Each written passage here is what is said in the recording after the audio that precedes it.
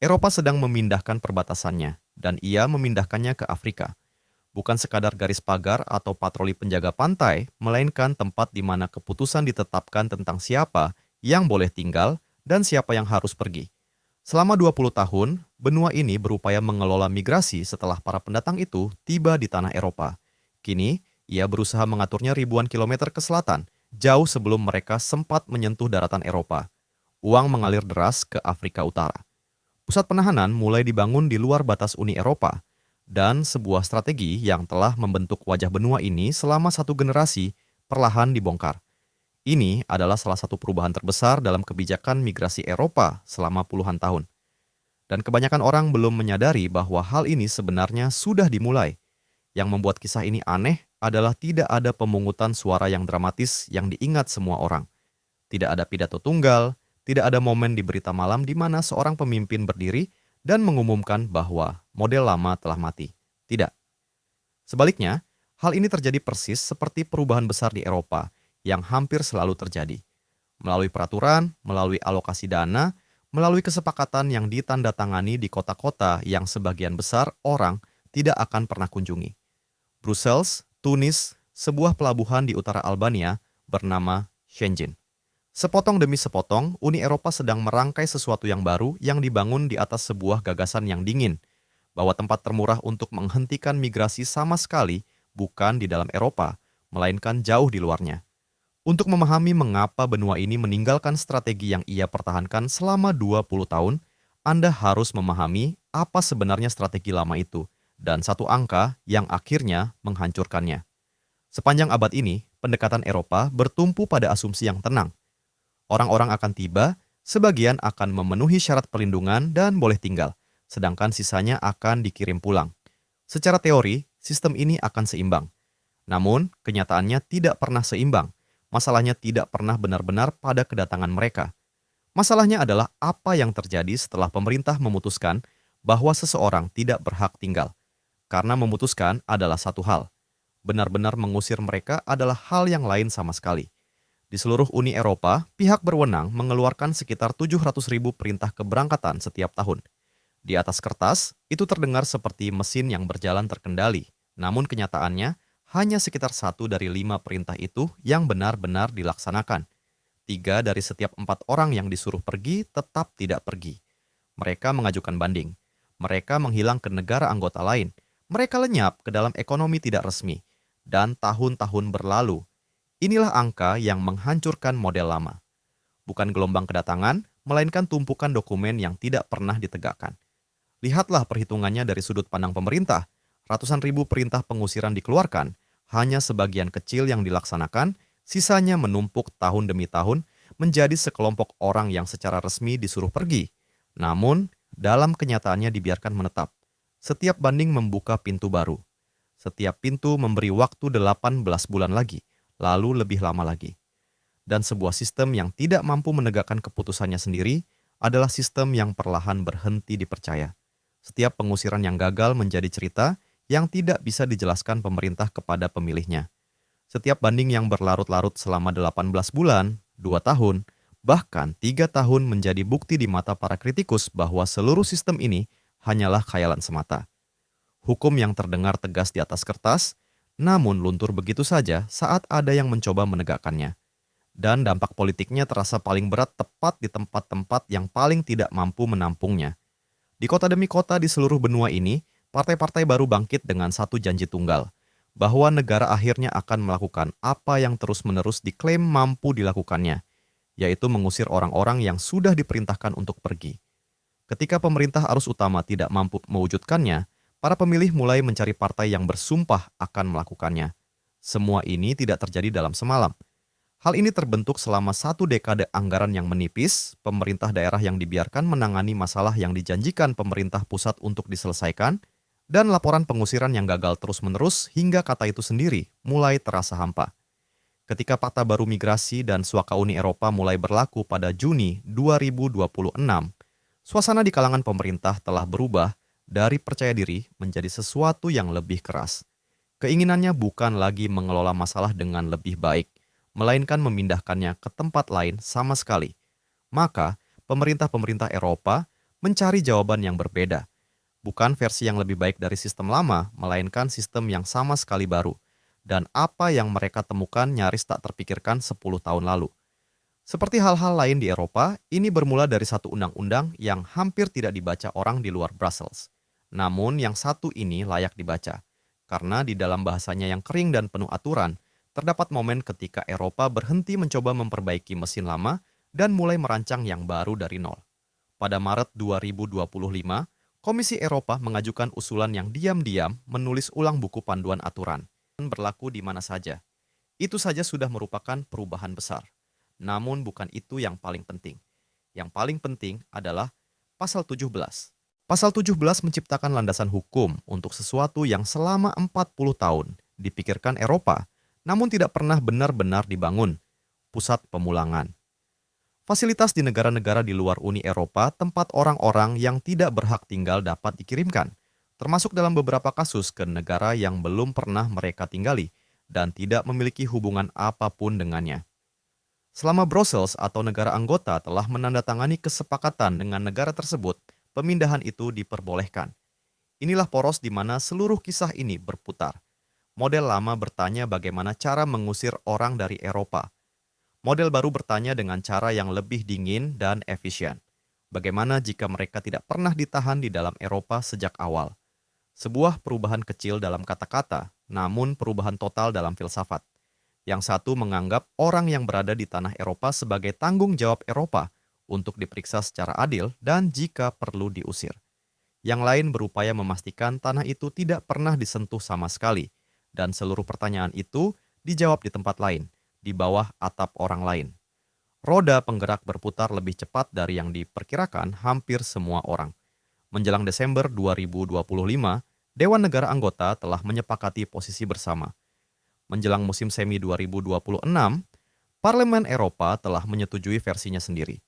Dan pada Juni 2026, para perunding mencapai kesepakatan politik mengenai bentuk teks akhirnya yang mengizinkan orang ditahan dalam pengaturan ini hingga selama 24 bulan. Sekitar waktu yang sama, Eropa memperluas gagasan pelengkap lainnya dalam hal lain. Waktu yang lebih singkat untuk pergi secara sukarela, larangan masuk otomatis bagi mereka yang tidak melakukannya, dan kewajiban baru yang tegas bagi orang untuk bekerja sama dengan proses pengusiran mereka sendiri. Selama bertahun-tahun, sebagian besar pemulangan yang terjadi dilakukan secara sukarela, orang-orang pergi sendiri daripada dipaksa keluar. Kerangka kerja baru ini dibangun untuk mengubah keseimbangan itu dan membuat jalur paksaan menjadi lebih cepat, lebih luas, dan jauh lebih sulit untuk dihindari. Namun, sebuah undang-undang hanyalah rangkaian kata sampai seseorang membangun hal yang sebenarnya dijelaskannya. Dan satu negara sudah mulai menuangkan beton itu di pesisir Albania. Di sebuah negara yang bahkan bukan anggota Uni Eropa, Italia mencoba membangun masa depan itu lebih dulu. Protokol Italia-Albania ditandatangani pada November 2023 dan ambisi di baliknya sangat mencolok. Dua pusat yang dikelola Italia di tanah Albania. Satu di Pelabuhan Shenzhen untuk penyaringan dan pendaftaran, dan satu lagi yang lebih besar di pedalaman Yat untuk pemrosesan dan penahanan. Para pendatang yang ditangkap di laut oleh kapal Italia tidak akan dibawa ke Italia, melainkan ke sini, disaring di sini, dan kemudian ditahan di sini. Di atas kertas, kesepakatan ini dirancang untuk menangani hingga 36.000 orang per tahun, dengan biaya sekitar 670 juta euro selama 5 tahun. Ini dipersembahkan sebagai cetak biru bagi seluruh benua, namun nyaris begitu mulai berjalan, ia menabrak tembok. Tembok itu adalah hukum. Ketika kelompok pertama pendatang dipindahkan melintasi Laut Adriatik pada akhir 2024, hakim-hakim Italia menolak memvalidasi penahanan mereka. Orang-orang itu diputar balik dan dibawa langsung kembali ke Italia, terkadang hanya dalam hitungan jam setelah tiba. Rencana suaka cepat yang menjadi jantung awal kesepakatan itu terhenti di pengadilan seketika itu juga. Para kritikus menyebut seluruh hal ini sebagai monumen uang yang terbuang. Pusat-pusat mahal yang berdiri setengah kosong di pesisir asing. Pola ini berulang dengan konsistensi yang nyaris lucu. Sekelompok dipindahkan ke Albania pada Oktober 2024, lalu lagi pada November, lalu lagi di tahun baru, Dan setiap kali pengadilan Italia menolak memberikan persetujuan, dan setiap kali para pendatang itu dikembalikan menyeberangi air. Berbulan-bulan pembangunan, ratusan juta euro, dan seperangkat fasilitas megah yang terus ditolak hukumnya untuk berfungsi sebagaimana mestinya. Maka, Italia mengubah fungsi pusat-pusat itu.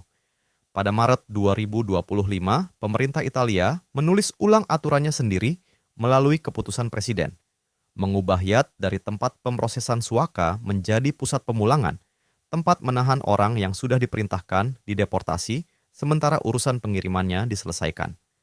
Pusat yang secara hukum tidak bisa memproses pencari suaka kini memiliki fungsi baru sebagai fasilitas penahanan bagi orang-orang yang akan meninggalkan Eropa. Menjelang pertengahan 2026, angkanya masih kecil.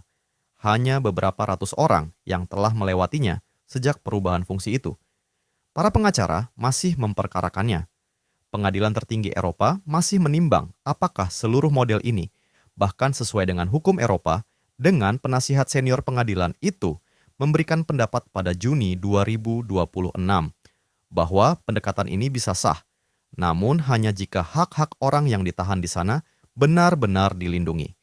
Para wartawan, bahkan anggota Parlemen Eropa, melaporkan dicegah untuk memeriksa lokasi itu secara menyeluruh. Namun di balik ruang sidang, penundaan, kerahasiaan, dan kritik itu, sesuatu yang luar biasa sedang terjadi di seluruh benua. Pemerintah-pemerintah lain tidak mundur dari eksperimen Albania. Mereka justru berbaris untuk mempelajarinya, memujinya, bahkan menirunya.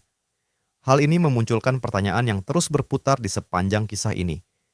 Jika Eropa ingin mendorong perbatasannya keluar, siapa sebenarnya yang akan memegang ujung lainnya? Jawabannya berada di seberang Laut Tengah, Afrika Utara. Selama bertahun-tahun, negara-negara di garis pantai itu diperlakukan Eropa sebagai ujung jauh dari masalah, pantai tempat kapal-kapal itu berangkat. Namun kini hubungan itu berbalik. Pemerintah-pemerintah yang dulu pernah dinasihati Eropa soal hak asasi manusia dan reformasi demokrasi kini sedang dirangkul, didanai, dan dipuji karena mereka memegang sesuatu yang menurut Eropa kini lebih berharga daripada posisi moral. Kendali atas garis pantai tempat perjalanan itu dimulai. Kini mereka dianggap sebagai mitra, atau tergantung siapa yang bertanya, sebagai kontraktor. Mari kita mulai dengan Tunisia. Pada Juli 2023, delegasi tokoh paling berkuasa di Eropa terbang ke Tunis. Perdana Menteri Italia, Ketua Komisi Eropa, serta Perdana Menteri Belanda untuk menandatangani kemitraan dengan Presiden Tunisia. Intinya cukup jelas. Uang Eropa untuk pengelolaan perbatasan sebagai ganti Tunisia mencegah kapal-kapal itu berangkat sebelum mencapai perairan Eropa. Sekitar 105 juta euro diletakkan di atas meja untuk pengawasan perbatasan, dibungkus dengan pembicaraan paket yang lebih luas bernilai hingga 1 miliar euro. Namun hal ini tidak berjalan mulus. Tunisia, yang merasa terhina dengan syarat-syaratnya, sempat mengembalikan 150 juta euro dan secara terbuka menyebut tawaran itu sangat kecil. Kemitraan yang ingin dijadikan Eropa sebagai model bersinar itu justru memperlihatkan betapa rapuh dan tidak pastinya kesepakatan semacam ini. Lalu datang Mesir, dan skalanya melonjak jauh lebih besar. Pada Maret 2024, Uni Eropa menandatangani paket yang jauh lebih besar senilai 7,4 miliar euro yang terikat pada kemitraan strategis baru dengan sebagian dana khusus dialokasikan untuk pengelolaan migrasi. Sebuah negara berpenduduk lebih dari 100 juta jiwa yang terletak di tepi beberapa konflik sekaligus, kini tergabung dalam strategi luas Eropa lewat satu upacara singkat di Kairo. Lalu Mauritania, lalu Libya. Satu persatu, peta kebijakan migrasi Eropa sedang digambar ulang untuk memasukkan negara-negara yang sama sekali bukan bagian dari Eropa. Libya, yang terpecah belah akibat konflik bertahun-tahun, semakin mendekat ke pusat percakapan ini meskipun memiliki catatan panjang dan terdokumentasi tentang kekerasan terhadap para pendatang yang terperangkap di dalamnya.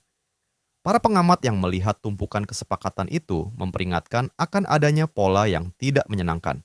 Setiap perjanjian baru memindahkan kendali keluar tanpa menyentuh alasan mengapa orang-orang pergi sejak awal. Dan setiap rute yang ditutup cenderung membuka rute lain yang seringkali lebih berbahaya di bagian pantai yang lebih jauh lagi.